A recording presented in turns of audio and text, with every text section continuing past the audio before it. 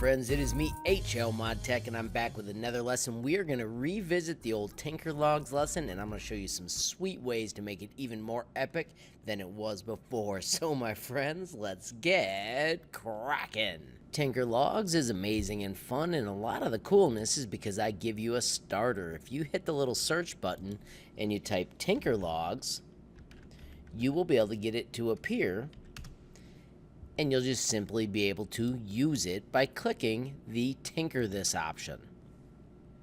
Alrighty friends, so you can see Tinkerlogs are kind of like Lincoln Logs, and I've already built the first one for you, and now let's use some amazing skills to make this build up really fast. Click the back log and then hit Control D, which is duplicate, and then here's the magic one, Control Up Arrow lets you raise them up without touching anything else. I'm going to grab this one, do the same Control D, and then Control Up Arrow twice to raise it up as well. I'm going to take the two in the back and I'm going to grab them, give it a Control D, and then I'm going to use that arrow key to simply pull them out to the front just like they would be. So now I've got the entire first two layers in very few clicks. Let's spin around using the view cube to the front, and I like this front angle view. And let's make a door by selecting both of the front two logs, and don't use the white handle, instead use the black handle to shrink it to where you want your doorway to be. Grab those two sticks and do Control D and use the arrow keys to move them across, worrying only about how far they poke out. You want that to be the same on both sides. And then go to the black handle and adjust the distance between those two sticks so that your door is exactly how you want it. When you've got your doorway looking sweet, I'm going to take these and move them one nudge over. I like that better. Then grab the entire structure and do Control D, and then do Control Up Arrow to raise those to the correct height as well. I have now got 4 levels in almost no time. Let's do Control D again and Control Up Arrow to raise those up. Notice I always go one too high and then I go one back down so that I can tell that I've got them set in the perfect location.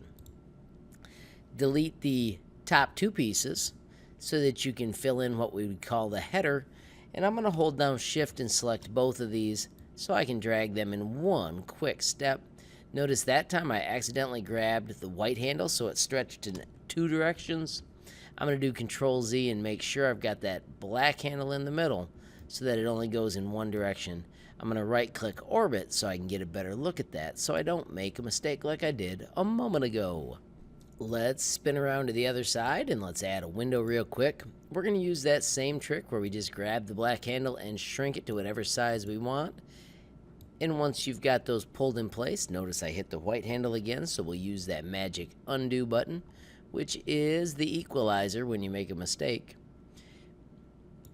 And now I've got the start of a window. I'm going to just hold down Shift and click both those pieces, give it a Control D, move it across, and when I've got it in the location that's going to be perfect, then I can just shrink with the little arrows until it's exactly how I want it.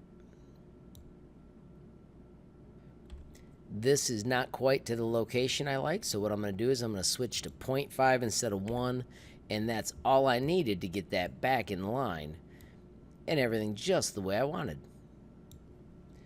I'm going to go back to my 1mm grid because for the most part that's going to be perfect, and I'm going to go add 2 windows on this side using the exact same technique.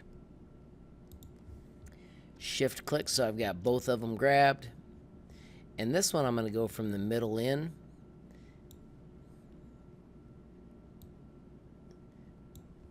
Once again, Control D. Use the arrow keys to move that pair out.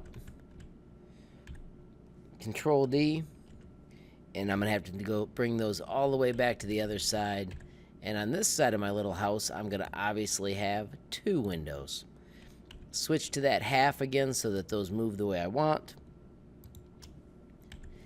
And then I can click on the bricks and get them so they're exactly how I want. Notice I'm drawing a selection arrow that just touches those 2 pieces That's even faster than shift clicking, but you have to have a good look at where you want to grab, because if you accidentally touch other parts, you'll be stretching everything all willy-nilly. Let's have a little bit of fun with the roof. I want the roof to be a little bit realistic. So what I'm going to do is I'm going to press W, and I'm going to click on the edge of the roof. And I'm going to bring out the green roof, but I'm not going to be happy with the green roof, because if you remember playing with Lincoln Logs, those roof pieces are red. I'm going to then shrink this all the way down to 2 millimeters or 1.5, whichever you pick. I think I'm going to go with 1.5. And I want my roof to be sideways, so the front of my roof is going to be the little green pieces on the side. So I'm going to rotate it, and I'm staying close to the middle of the shape. That way it uses these long tick marks to get to the spot where I want it. So that I can line this up perfect, I'm going to make sure I'm on that 0.5 grid. And then I can just stretch it to the exact spot that I want it. If you want an overhang, you can put one in at this time. When you've got yours perfect, do Control D and move its partner across to the exact opposite side.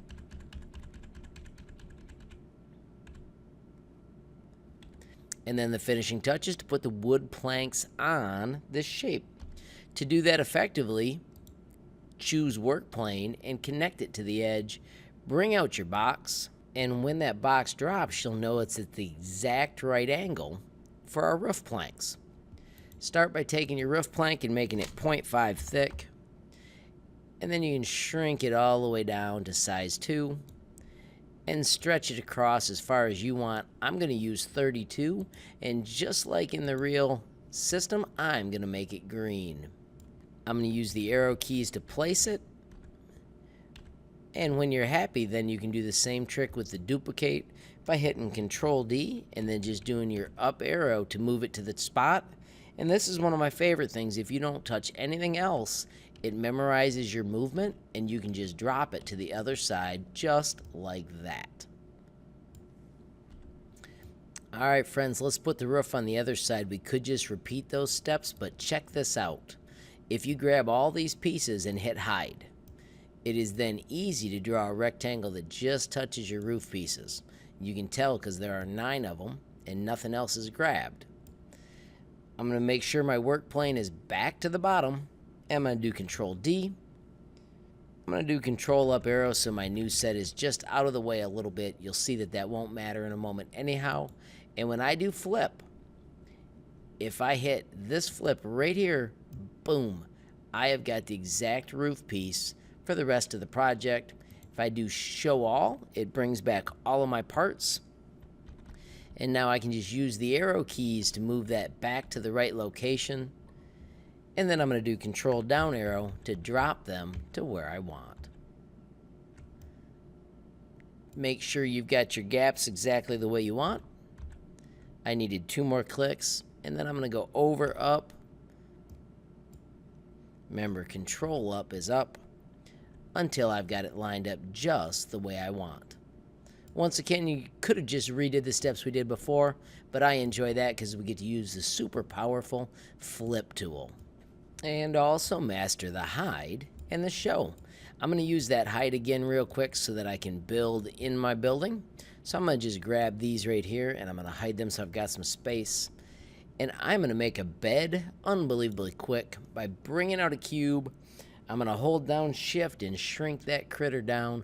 When you hold Shift, it shrinks in every direction at once. I'm going to make an awesome little bed by stretching that back so it's a rectangle and turning on the radius so it rounds it out.